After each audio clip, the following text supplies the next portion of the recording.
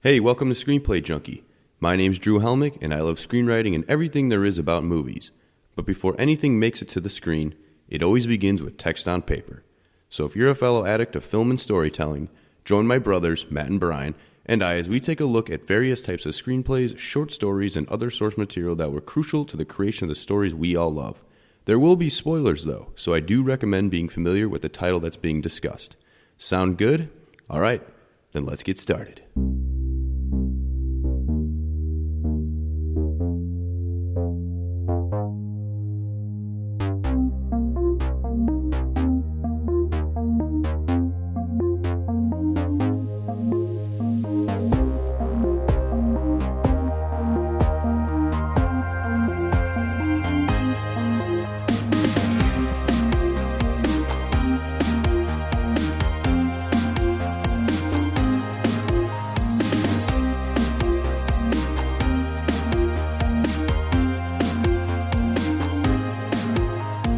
Hey, you guys! That was epic, dude. That was Thank you. loud in my ears. So loud. Especially. That's got to be like the most memorable line of the movie. This is true. At least one of them. Welcome back, fellow story addicts, to Screenplay Junkie, episode number 58. Drew, Matt, and Bryan here. Hello, guys. I As was just we gonna say sit that- down for another grand old episode, 58, burning through us. We're going quick. Yeah, Goonies today. And Drew, you started off the show with the "Hey, you guys." Yeah. That part of the movie, I've always wanted to do that, where he just appears downward and just kind of saves the day. Uses the knife to Yeah, he go uses down the knife to go down the mast. mast. Yeah. Yeah, I mean that was just some like superhero-esque type shit. It wasn't in the screenplay. No, that was added in. Cinematic, Yeah. What's his name again? Spielberg. It adds to like That's the Spielberg effect. He added some of his touch there after that It's draft. like, it makes me think of like Peter Pan doing something like that. Oh, yeah, Peter that Pan. kind of act. Yeah, okay. I think that was a Spielberg film, too. Hook. It was. Ooh. It was. But Goonies, overall main theme here, we got treasure maps on the line. What do you guys? Well, you do want to guys- talk about treasure maps? real quickly? Treasure maps, thoughts, ideas, feelings. I mean, I feel interests. like that's a tale as old as time. Treasure maps. Message in a bottle. People have been looking for treasure forever, right? Yes, very true. But why does treasure even exist? I feel like rich, powerful dictators in the past. I wrote this down. If you can't tell, I'm reading it. Dictators. Rich, powerful dictators, rulers, kings, queens, whatever. In the past, they just wanted to like flaunt their wealth. I feel like, and that's why they made all their treasures. They're like, "Yo, let's make a bunch of cool stuff out of gold because we have the gold." And then let's bury it. And then then they had to hide it though, so no one else could have it. Yeah. Hence, Not even buried themselves. treasure. They And then couldn't even have it. They made maps in like elaborate ways and like booby trapped it. And yeah, that's why we have treasure. And then we have Nicolas Cage to find it all. Okay, yeah, Nicolas Cage and the guys in Without a Paddle. They go after Oh yeah, nice. DB That's DB another- Cooper. DB Cooper's, yeah. Is that a fake name? Is that real? I would imagine it's fake. I really don't know. Because we were going to say this earlier, but there's an amazing fake name in this movie for the adventurer who's dead, Chester Copperpot. Yes. I mean, DB Cooper and Chester Copperpot are pretty. They sound pretty like amazing. they sound like they were best buds. They should be working together. They They're probably, kind of yeah, they should. If they were rolling together, they'd probably both still be alive on their adventures. Well, one of them had a plane crash, and the other one got a boulder. A boulder smashed him. Yeah, booby traps, man. You never know when you're looking for treasure. Booty traps? There could booty always traps. be They're- booby traps. Booty- Exactly. booby traps. What? Booty traps and booby traps. How'd you They're say- everywhere how'd though. you They say- got to be. You know, Indiana Jones goes through a lot of booty traps. Booby traps. Booby traps? Are you guys saying booty or booby? They are booby traps. Okay, so booty traps, Indiana Jones. I was just feeding into it because Data says booty traps in the movie. You just had me so confused. Like, yeah, I didn't realize you were doing a bit there. You just kept repeating it. I thought you were honestly I was like messing with you guys. I thought totally- you were misspeaking over and over again. That was great. But I would never go into anywhere that was booby trapped. If I knew it was, I would never enter that area. I would always be like, "No, you go." I would like tell one of you guys to go first. Well, 100%. plus in movies, I don't know if real life, but in movies they make these booby traps look so elaborate. And I don't know if that's how they are in real life. If but you're the guy setting up these booby traps and you're about 10 booby traps in, like, how do you know? Like, you're not going to mess up the one before you, or else you're going to set off every previous booby trap. it's a specialist, man. This really? dude or gal is a specialist of this type of act, this heinous act or preventative act, whatever you're guarding. I don't know. It's so much work to set up a booby trap. That's all I want to say. It's just This like is true. it's a lot of work, and then you don't even get to stick around for the reward of like seeing it work. No. Because in case of One Eyed Willy, you're just sitting with all your gold on your boat, dead. Well, that makes me think of bear traps too. Like, I wonder how many bear traps exist in the wilderness that hunters have placed down there that are still intact and could snag Functional. a potential ankle one day. Yeah, or like landmines from like war, Yes. things like Okay. that. Yeah. That's a booby trap technically. Yeah, A it's landmine. Totally. a defensive parameter taken. Defensive mechanism. Yes. Oh yeah, I wanted to talk about this too. Like modern day, we were talking about treasure, right? Treasure hunting. Yeah. Modern day treasure hunters, right? Like, my mind immediately goes to those guys just like patrolling the beach with the metal detector. You know, beep beep. I wonder, do they ever find anything? Looking Do they for anything. ever find anything valuable? I think they Treasure. find buried treasure. I would Do hope they so. find it? A lot of empty beer cans, I'd say, if that detects those. Oh yeah, like an aluminum can And caps. Yeah, maybe. Well, didn't we? You'd hope they'd find coins or doubloons. My guess would be like people's jewelry. Jewelry. Oh, yeah. yeah, true. Second episode in a row that I've had to say that word, jewelry. Yeah. I've got it mastered.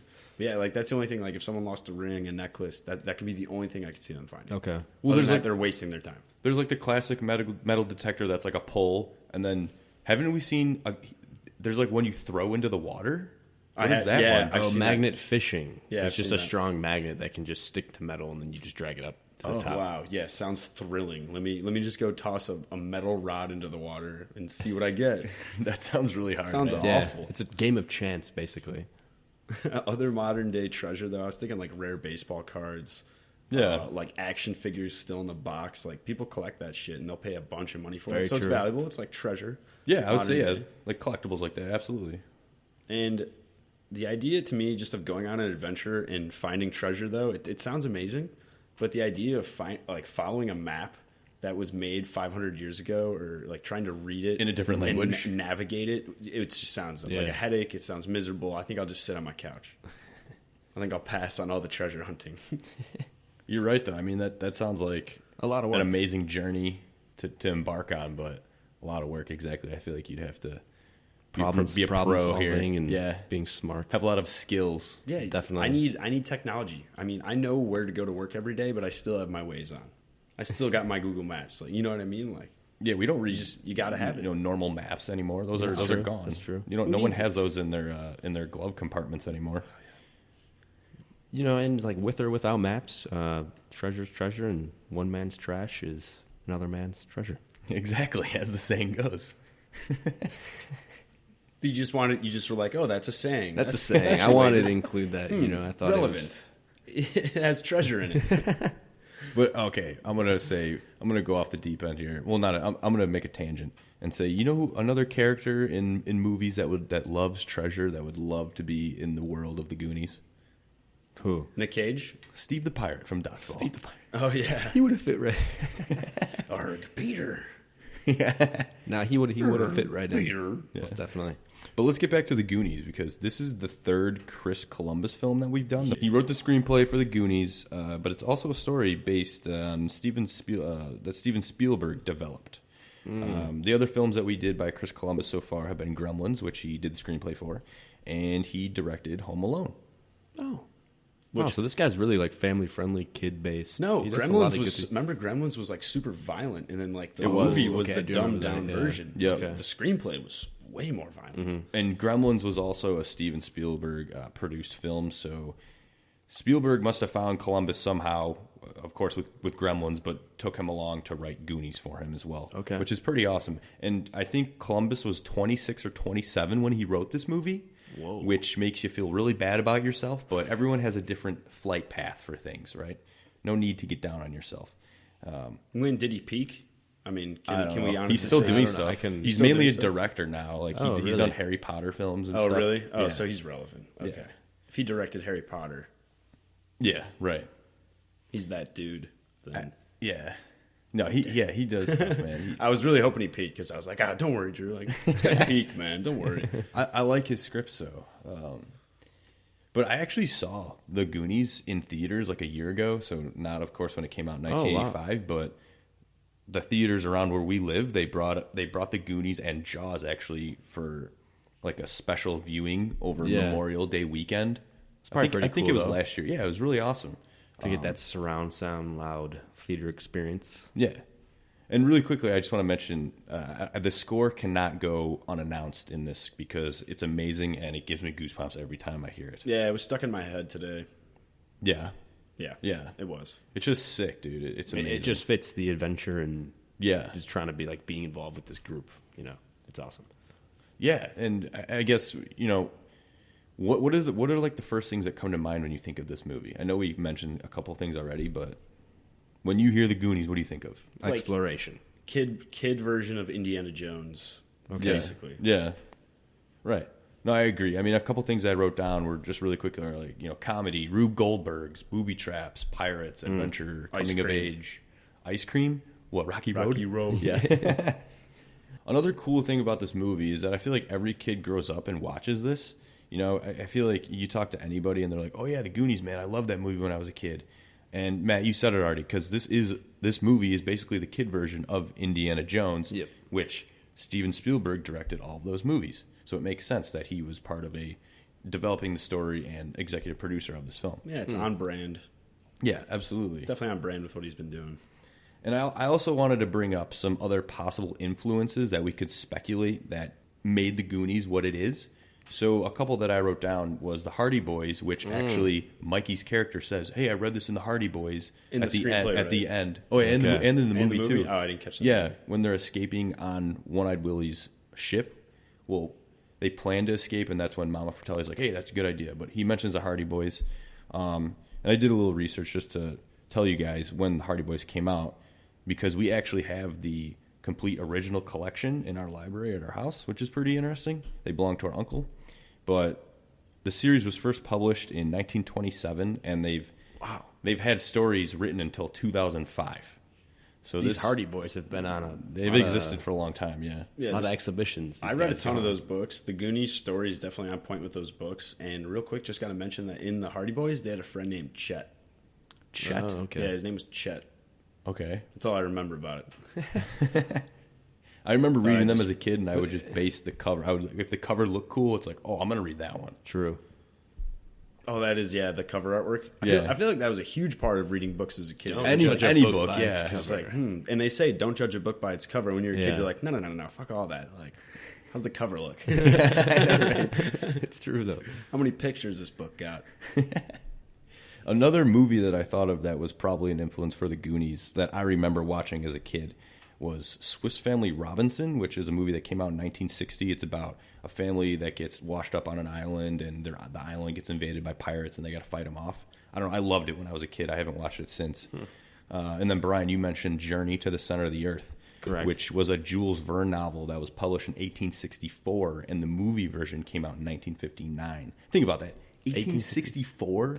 And you were just already thinking of these ideas. 3,200 years ago, man. Think Almost. About this. That's crazy. The main character to be played in that movie in the most modern day, the actors were The Rock and Brendan Fraser. Yeah, right? I mean, think about that. Like, The Rock, just top of the line, and then Brendan Fraser.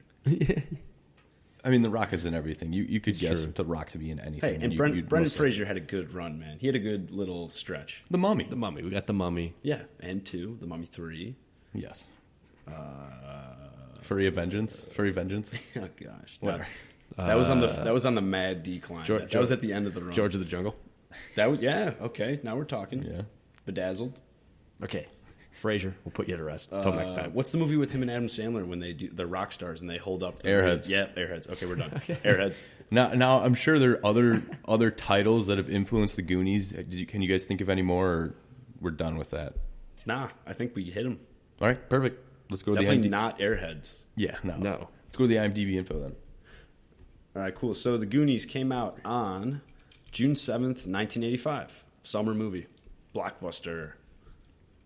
It's got a 7.8 out of 10 by the people and a 62 out of 100. I agree with that. 62 out of 100 by the critics. Okay, yeah. I'll go ahead and read the logline.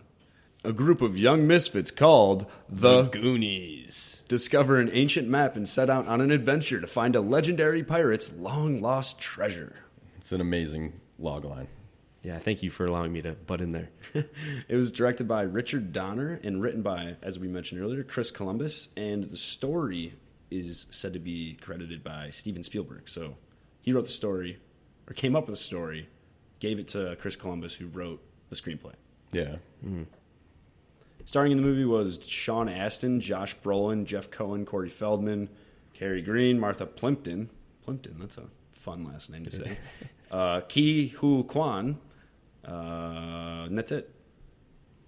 Fantastic young cast in this. Yeah. I got to a point where I was like, should I Definitely. keep reading names? I'm like, do I keep reading names? I don't know these names. That's all good. Yeah, it's all right. It is a good cast, though. Josh Brolin, though, he's the only one that really came up to be a star in his adult life. And right? Sean Astin's in a lot too. I mean, yeah, but I'm saying like adult. Like Brolin still gets a lot of good roles. Okay. For the most Yeah. part. Yeah. I just watched him in Corey Feldman. What's the movie? John. It's like the John Wayne remake. Yeah. Oh, I no, don't know. I know What's what you're that talking one movie? I know what you're talking about. I have can't. no True idea. Grit. It's Thank True you. Grit. True Grit, yeah. Good movie. Josh Brolin's a bad guy. All right, so they made the Goonies for $19 million in 1985. $19 million. That's actually And pretty cheap. Worldwide, it made $62 million. It's a lot cheaper than I expected for it to be made. I agree. Yeah, only like under $20 million in Yeah. 1985. Yeah, I think that's phenomenal. But I don't even But know how much the money they were turnaround- pumping into movies those days. True. I don't either. Probably not. This Probably was- not that much. I'm this sure. was probably a big budget. Yeah, it was for probably its a big year. budget. Exactly. Yeah. But it made a bunch of really good money. Let's hop over to the trivia, Brian. Okay, there was a lot this week, but try to filter, pull the best, pull the worst. Not none of the worst, but Perfect. only the best. I mean, it's fun to hear the worst too, though. Yeah, but there's just like random stuff. It's just like, eh. Okay. But according to Sean Astin, he was allowed to keep the treasure map, the original one, throughout the film and after his life. But after years later, his mother, Patty Duke, discovered it and thought it was a crinkled piece of paper and threw it in the trash. Oh, come on, dude. Threw a collectible map like into the trash from the movie. Dude. It's like, Well, when did that you- sucks. I don't know. Yeah, that does suck. Bummer. I feel like that's also a story Sean Astin could have just like made up to get some like publicity his way. Like he like was on Conan and they're like, we need a good story. And he's like, I can pretend just like I made it up on lost the the spot. map to the Goonies. I guess. It's yeah. good. It's good. Yeah. Let's go with it. So, Astoria, Oregon, where the movie was filmed, the mayor has declared June 7th as the officially Goonies Day. Okay, that's cool. Oh, I because like that. it came out on June 7th, right? Is that why? Yeah, I think that's what we said. I'm pretty sure that's what we said. Yeah. Yep, it came out on June 7th, so that's why. Yeah, that's cool, man. Way to go, mayor. No, I'd I like re-elect that, too. him. Re-elect that mayor. I wonder what like the daily tasks are. Does everybody get off work for Goonies Day? Or Maybe when he did that, it was like an election year coming up, and he's like, "How can I win over the people?" here, to relate to the budget here, the pirate ship was entirely real. All the shots were filmed in the ship. After the film, it was offered to anyone who would take it. No one wanted it, and the ship was scrapped. So they made a pirate ship. And then scrapped it in the end. Oh, man. Damn. They should have just left it as a cool thing in Astoria. That's true. It would be a part of the June 7th. Yeah, just like throw an anchor out there, Yeah. just let it hang out. As like a true. a I like tourist it. attraction, maybe? Whatever. Yeah, It's I would've history, liked that. so we can't go back and revise that. One Eyed Willy's skull was made from real bone. Dun, dun. so someone's real head was there. Yes. Maybe Wow. One Eyed Willy's. Maybe that guy's movie career isn't over yet. Then, right? it's still not over. It's not too late. No, not at all. The Fratelli brothers in Goonies means brothers in Italian. It's a little Really? fun fact, yeah. Fratelli just means brother. Yeah. I wonder. So you know the Fratellis, like the band that do like the Blackhawks when they score a goal. Yeah. Okay. Oh yeah, that's the I Fratellis. wonder if they took. Are they all that. brothers? I wonder if they took that, or I wonder if they took the last name from the Goonies and they're like, hey, that should be our band name. I don't like that Hawk song either, by the way. So as we were saying, Yeah, I wonder how long they're going to keep using that. We can cut that out. I agree with you. It is annoying. So as we were talking about who Christopher Columbus is and how he was a part of Gremlins, there's an Easter egg to Gremlins. So when Chunk Yes. calls the police, the officer says, "Is this like the prank about the creatures that multiply when you throw water on them?" Yeah, I didn't catch that. Okay. Really? Oh, Just shit. a little egg, Right over the head. just to throw it in there. Yeah. Yeah, I could see that. I could see that going by. This film was selected into the National Film Registry in 2017 for being culturally, historically, or aesthetically significant. Agreed. It's awesome. I think it's a part of history. Everybody should watch Goonies. Yeah, definitely 100%. aesthetically. It fits the aesthetically there. It's a film treasure, I would say. I don't know how cultural it is. No, I don't know yet. American culture, I guess. I don't know. American film culture. And the Lou Gehrig baseball card that Mikey finds on Chester Copperpot's body is worth $275,000 at auction. So Jeez, man. God. That much money? That's a lot of money. What? Wait, who's on the card? Lou Gehrig. Oh, wow. Yeah. So it's like a rookie card, probably? I don't know. Oh, man, oh, man. I'd love to get my hands on one of those. I retire today. Cancel the podcast. No more. But that concludes trivia. Yeah, like I said, there was a lot, so if you Give us the enjoyed it, goodies. go to IMDb, check it out. Script info. Written by Chris Columbus. Story by Steven Spielberg. The draft date that we had was October 12th, 1984. It was in its fourth draft and clocked in at 134 pages, so a little longer than the ones that we've read in the past. What's the movie runtime? Do you guys know? Off the top of your head, like, take a guess. I think it's like an hour 50. Okay. So they something they like did that. trim. I I'd mean, say so, yeah. we read the script. They did definitely trim a lot of scenes out. Yeah.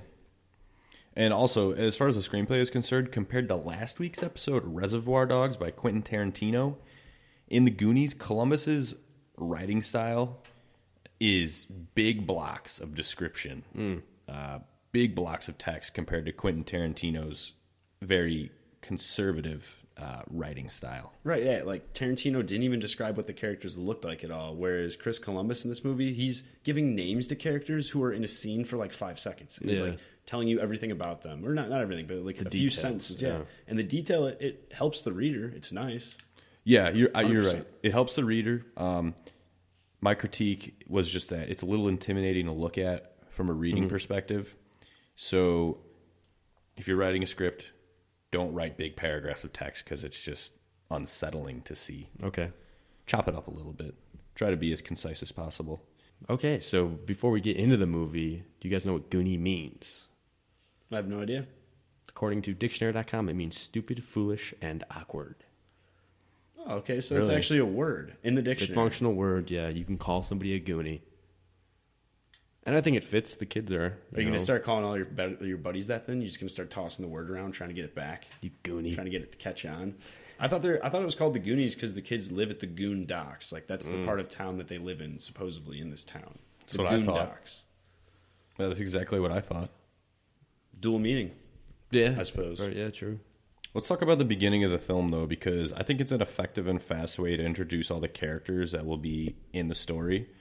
Because you have this chase scene of the Fratellis getting one of them out of jail, going through town, being chased by the police, and while all that's happening, we're seeing every single kid that's going to be in our film here doing the things that they would do in their own environment.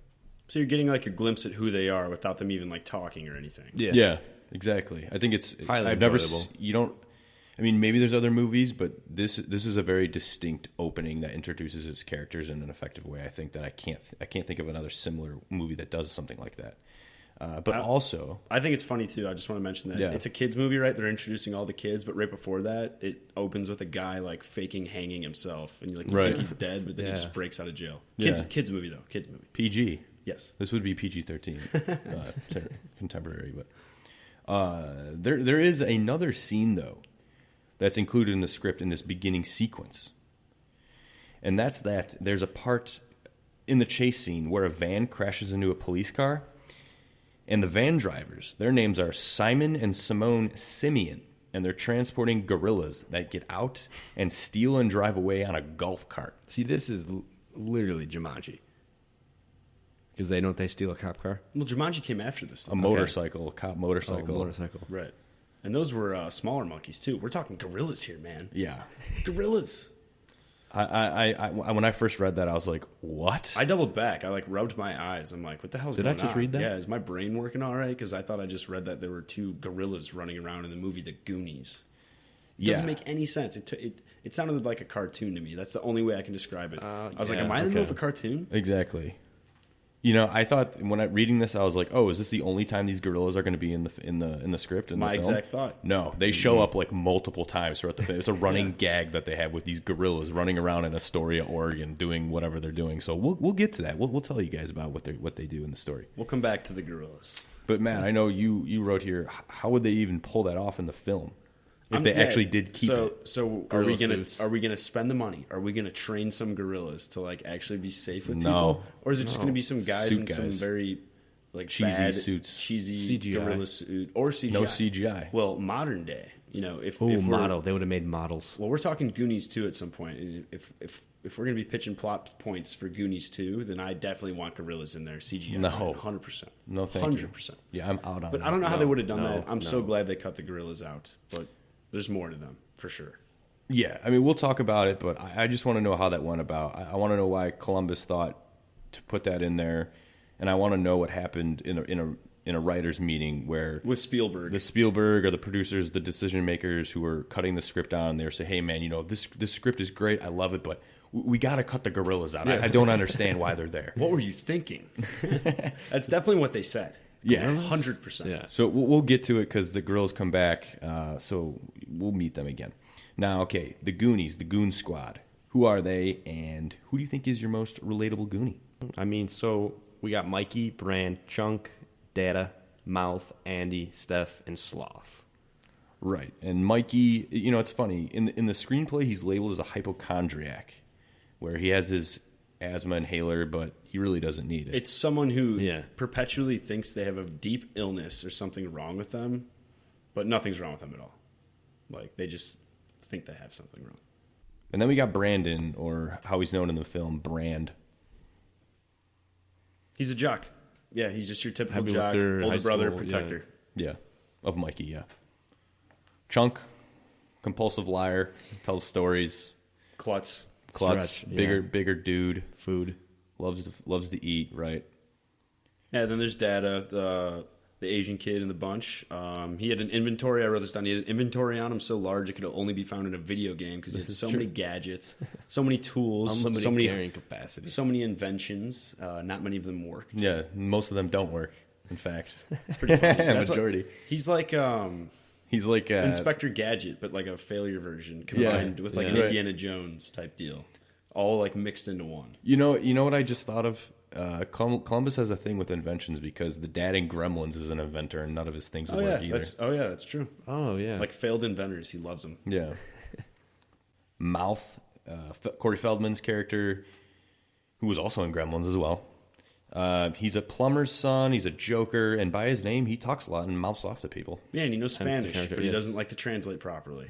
Yeah, There's Andy, the cheerleader, everyone's crush. basically, yeah.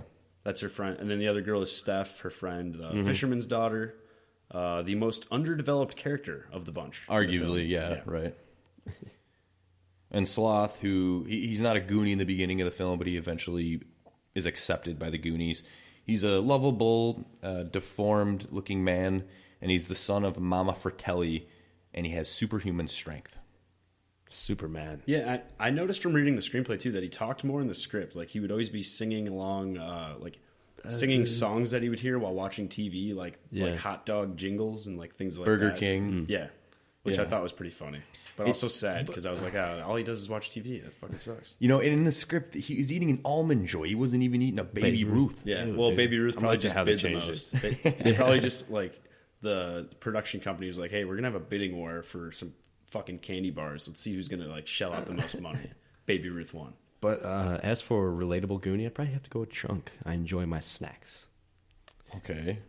Sure. I mean, I'm going to say all of them, dude. Like, I can see myself in everybody. I think everybody could see All right, yeah, a true. characteristic, a trait that they have in all of these characters, and that's why they're so great. Definitely. And then other characters, relevant characters in here that are not Goonies. Troy, he's the jock, rich kid. Yeah, I don't know what bratty. Andy was thinking. D-bag. Andy was like hanging out with Troy at the beginning. It's like Yeah. can't you see that he's like just such a loser? I know. Right. Andy tried to murder Brandt by driving 60 miles per hour with him on a bicycle, a small child's bicycle, I'll have you. Yes. And then he just like flew off a cliff. We never saw him land. Yeah, he's totally cool with it, too. Wearing should have pressed charges. shorts over his sweatpants. He looked really good in those. Must have been a thing. I don't know. And then we got the Fratellis. They're a mob family, right? I think that's what they were referred to as. I don't know how you could be a mob if there's only 3 of you, though. I found that terminology to be quite confusing. You're more trio. I feel like you're more of a gang trio. That'd be more fitting. Yeah. Well, maybe there's others that we didn't see, but Oh yeah, possibly. So there's Mama, there's Jake, there's Francis. They're just greedy people. They're trying to print money in their basement. What is their end game? I just don't get it. Like, think about this. They broke the one brother out of jail. Yeah. And then they didn't even leave town. They just like went back to exactly where they were hiding out. Their same hiding It's spot. like Criminal 101. Do crime, move. Go to a different place. They loved it. They love Astoria. I don't know. I mean, 2 FBI agents visit their restaurant, the restaurant where they're hanging out at, And they just get whack 'em. killed. They get killed. So their trail was hot. Okay. Yeah, I know you're right. They had I don't know plenty why of they time didn't to go leave. look for One Eyed Willy's treasure, though. They had plenty of time. Yeah. The FBI was not going to catch up that fast. Do we want to mention Chester Copperpot again? Oh, yeah. And then, we have to mention Chester Copperpot because he's Great got the name. greatest fake name of all time. And Alliteration. yeah, Correct. We already talked about him, though, so I just want one more time. Chester Copperpot. He's a pro. I think he was a dude looking for One Eyed Willy's treasure in like the 1930s, I believe it was. He dies. And the Goonies find him. He's real in my heart. So basically, the premise of this film we've already talked about in the logline is they find a treasure map in Mikey and Brand's attic, and they set out on a journey to find One Eyed Willy's treasure. Okay? And this is when we run into the first deleted scene that was in the screenplay that doesn't make it into the film. And that's when the boys stop at a snack shop for food and drinks, and Troy enters with bully. Andy and Steph. And he sees Mikey with a map. So he's like, oh, what does this kid got? It looks important. He's trying to conceal it. So Troy takes it from Mikey. He rolls the map with tobacco, lights it, and starts to smoke it. And Storekeeper's not paying attention. at all. Exactly. Horrible store owner. Well, I'm thinking like, is this cigarette going to be like 2 feet long? Because how big is this map? Or It'd is be it, or big. is this map? It'd be like the a size foot of long. a cigarette It'd be like a foot long, I think. Yeah, I was imagining like the size of like a poster. Yeah. Like, that he's just like with 2 hands, like. Yeah. It was a ridiculous scene in my mind. Yeah, I'm glad it got chopped. So he destroys a little bit of the map. But it turns out to not be a problem. Right. Before Mouth starts to talk smack, mouth off, do his thing. So Troy starts to attack Mouth, and then Brand eventually intervenes, and the boys get away. Okay. So you guys did not like this scene. No. I agree. I thought it was too long, but I thought it was interesting to already have that sort of conflict with the map that fast. I thought okay. the scene where like I already talked about where he takes Brand for like the joyride when he's holding onto his hand, taking the bike to like 60 miles per hour attached to the car. Yeah. That shows he's a dick. We don't need Right. this. Like, Yeah. I feel like that cut and dry. One or the He's other. an asshole. This scene just is unnecessary. Okay. I agree. I'm glad they cut it. Because it's like, why would he do that to Brand if he's afraid of him Exactly. and wouldn't even fight him? And why would Brand want to hold on to his car? Yeah, exactly. If he can't trust it, if It's he knows kinda- he can't trust him. It didn't really add up. Yeah. So I'm So, glad yeah. it was gone. And then we're going to fast forward here. We're not going to go through every single plot point here. We're just going to talk about things that we think are important. Yeah, let's talk about things you haven't seen. Like, Yeah. Because you probably didn't read the script. Because who the hell does that? So after the Goonies find the Fratelli's hideout and discover the underground tunnels that will lead them to One Eyed Willy's tunnel, they try to dig themselves out because they're freaking out. It's claustrophobic. They don't want to be there. They're scared. And while they're digging themselves out, this is after the pipe scene, the water pipe scene. Yeah, while the they're kids. while they're trying to dig themselves out, they find themselves underneath their town zoo, and they ultimately dig into, jeez. guess who? The gorillas exhibit. The same gorillas from the beginning of the movie. And one of the gorillas falls into the tunnel. The kids run away, and the gorilla climbs back into its exhibit. It's like, what? Again, it's I like, don't know what? why he had a thing with the gorillas. It could only be a cartoon. And I'm thinking again, too, this is like a small town, right? How many Yeah, I small think towns so. have a zoo with gorillas? A functional zoo. Yeah, this is true. It's kind of hard to believe. Well, plus this is funny because the gorillas escape from the van. In the beginning, they drive away on a golf cart. And Right. then what do they just drive themselves to the zoo? All right, that was a sick joyride. Well, they We go do get back a to the car. exhibit. I think there's Oh, more yeah, that's so gorillas. right. Yeah, they were seen on a golf cart earlier. Yeah, and they just drove themselves back to the zoo. Yeah, There that may made be no a sense. second. There may maybe be a there's like- second group of gorillas. Well, and don't forget about No, it's the fact same that, gorillas. when this gorilla fell into the hole too, he was trying to get his thing on. Like it was 2 gorillas. Oh, about to, that's like, right. About to get their freak on, and then That was weird. They The Goonies- cock-blocked the the Goonies gorilla, interrupted essentially. it. The description was weird in that scene. Yeah, you're right. That the gorilla was like upset that he fell in the hole because he was about to, go in another Okay. hole. If you know what I'm saying. Hey-oh, Wow. gorillas! Get outta here. All right, Horrible joke. let's fast forward to the wishing Gorilla well glue. scene. Okay, get out of here, dude. Let's fast forward to the wishing well scene. So the Goonies get to where they think is One Eyed Willy's treasure, but all it is coins of people's wishes and Same things thing like as that. the movie, pretty much. Right. But there's leeches in the pool of water. Leeches. I've had leeches on me before. It's awful. Yeah. So gross, man. Bloodsuckers. Die. And how do they get him off? Data zaps the water and they like fall off. So he sends a little shock through the water, enough to fend off the leeches but not hurt anybody, which was interesting. Okay. Did you guys like the leeches? It would have been cool. I would have liked it. I liked it. I think if they threw a few in there, it would have been kind of cool. But to have everyone covered, it's just like, it's exactly what you're saying. Like, how do you get it off? That's like the hard part. Yeah, to make it believable in that aspect. Yeah, and the data zapping them off with a surge in the water was kind of weird. No, that didn't really fit to me. Wouldn't you just think everybody would get electrocuted? Peel them off. Like throwing a toaster in a bathtub or something? Exactly. Right. Yeah. And then we go back to the Fratellis, and this is when they're passing the gorilla area where the kids went through. And while they're walking through, because there's a gaping hole above the tunnel. To the zoo. Think of it, right? So they're walking through the tunnel. Zookeeper's not paying attention. No idea. Doesn't know there's a hole in the exhibit. And while they're walking by, one of the gorillas reaches down and pulls off Francis's toupee. Right. If you remember, the one guy wears a wig. So yeah, a gorilla just takes this dude's toupee, and he's like, "A hairy hand just took my toupee," and they don't believe him. It's just like, what is this? I don't get it. Like, what's the running? Why is this relevant in the story? Cartoon, yeah. It just, again, it didn't feel for laughs. Didn't feel on par with everything else. But we're gonna stay here in this particular area because once Chunk and Sloth go into the tunnels to follow the Goonies and the Fratellis, the same spot that the toupee went missing. The same spot, same exact spot. Sloth is obsessed with frozen meat in this script because he eats a frozen steak. Yeah. He's eating a frozen turkey leg, and while he walks by the gorilla hole, he'll eat anything. The gorilla puts his hand down there, and Sloth and the gorilla have a tug of war over this turkey leg. And who wins? I believe Sloth. He pulled the gorillas down into the damn tunnel, I think, right? That's what ended up happening. I don't remember. And then they like climbed back up again. I was just like, all right. I can't believe Christopher Columbus was like, I'm going to come back with the gorilla 4 times during this film.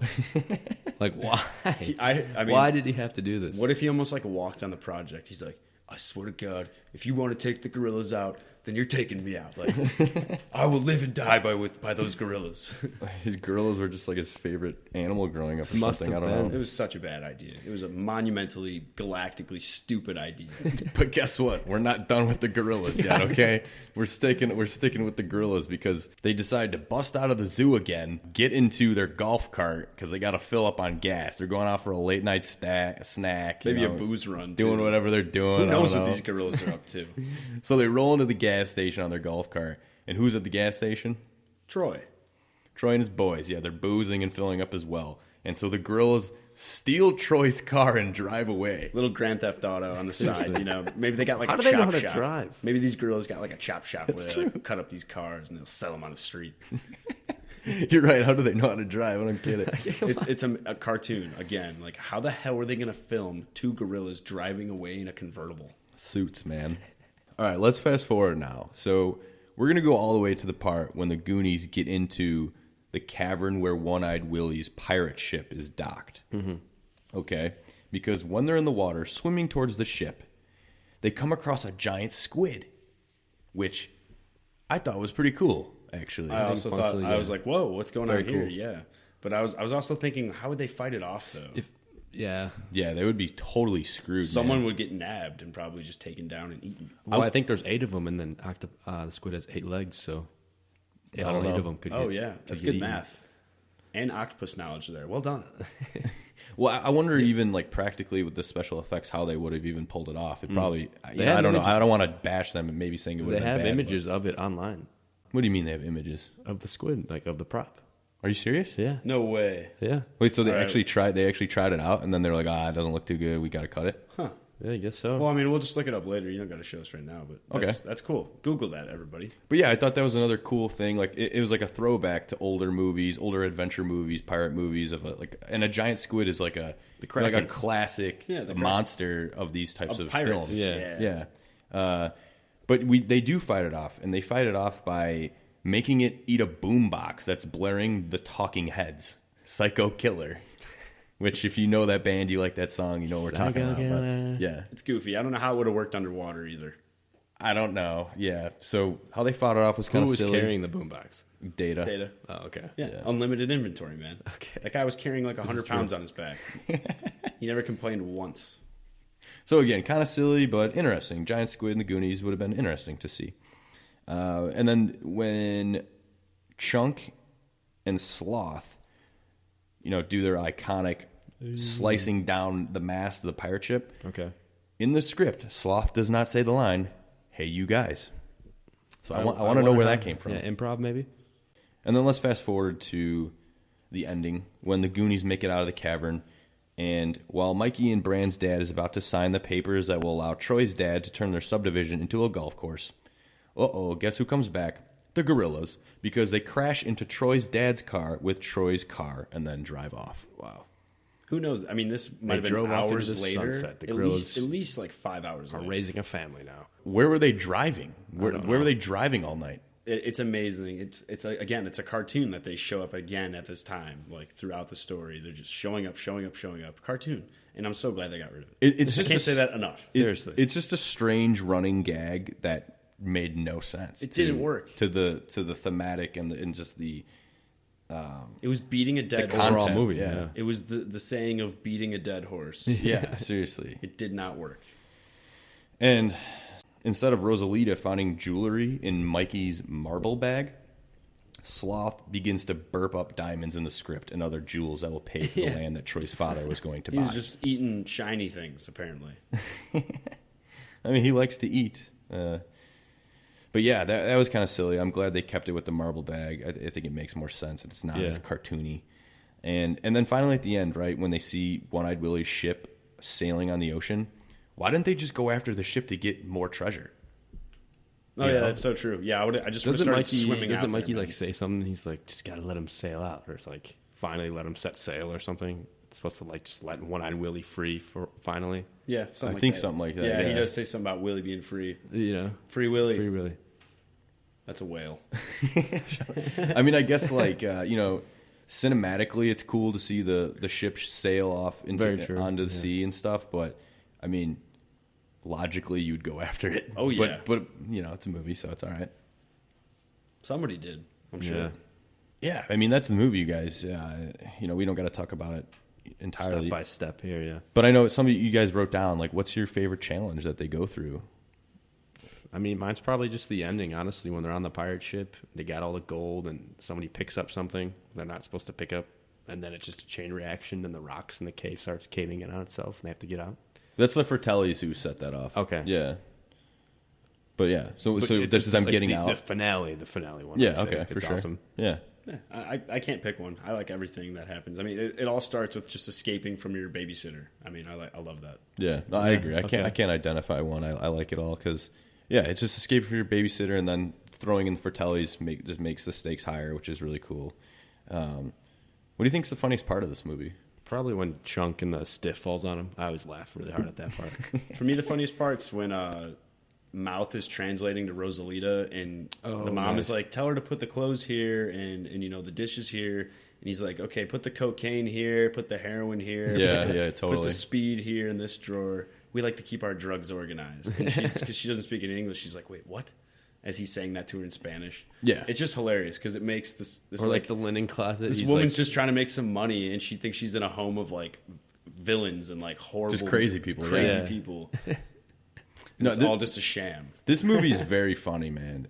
there's a lot of good parts. I like the part where they break the statue in the beginning, Yeah, true. and Then trying he glues it back on. They're trying to put the private parts back onto the statue because it's Mikey and Bran's mom's favorite part. I also love the part where Chunk's hand is in the blender and he talks about his vomit story. I mean, Yeah. there's a lot of parts in this movie that you can talk about that are funny. It's just great. Anything else? Anything else we want to discuss before we move on to the final section? I think we feel can go right good. into it. I mean, I feel pretty good too. Anyone who's listened this far knows we all really like this movie. It's Yeah, great. totally. If you haven't seen it, like, what are you doing? Go watch it. It's awesome. Like, Yeah.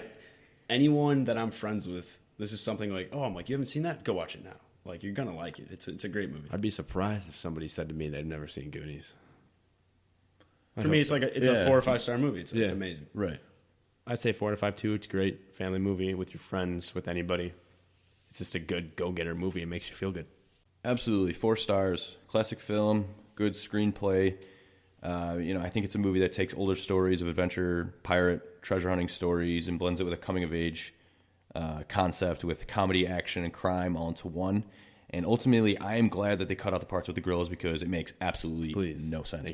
But I'm happy to read that in the screenplay, to read something so ridiculous that you would never, ever think would exist in this movie. And that's why find that. It's so nice to read that and know it existed, just because you can think from a producer, if you're going to put a bunch of money into it and you're just reading it, you're like, this makes no sense. Of course you're going to hack it out of the story. Yeah. Well, I mean, I wish more scripts we read had shit like that. And just random fun to shit see. there, Like, why the hell were they thinking about like putting gorillas that in their thing? Yeah. I mean, I would say not even like from a producing standpoint, solely from a writing standpoint. I'm just like, dude, Chris Columbus, why did you think of that and think you need to put that in there? It's just having like a big turd in the middle of a gold mine. Yeah. I mean, I'm sure everyone's done that. I mean, I'm sure with stories that I've written, there's parts in there that it's like maybe someone else could read and be like, "Yo, dude, why did you put that in there?" I don't know, it doesn't make no sense. But yeah, man, it's just interesting. Those are things that you find with old drafts and comparing it to the final film. No matter what platform you're using to listen to us, I want it to be known that we're available on iTunes, YouTube, and Spreaker. You can also find us on Instagram at screenplay_junkie. If you like our content, please be sure to follow our channels so you can stay in the loop with new episodes and quick movie reviews. Feel free to give us a rating or drop us a comment on any of these mediums. Any feedback or interaction is greatly appreciated. Got any scripts you think we should read or movies we should review? Shoot us a message on our Instagram or email us at screenplayjunkie.show@gmail.com. We'd love to hear from you. On the next episode, we're going to take a look at Alex Garland's 2014 sci-fi film that stars Alicia Vikander, Donald Gleason, and Oscar Isaac, Ex Machina. Thank you for listening. We hope you can join us next time.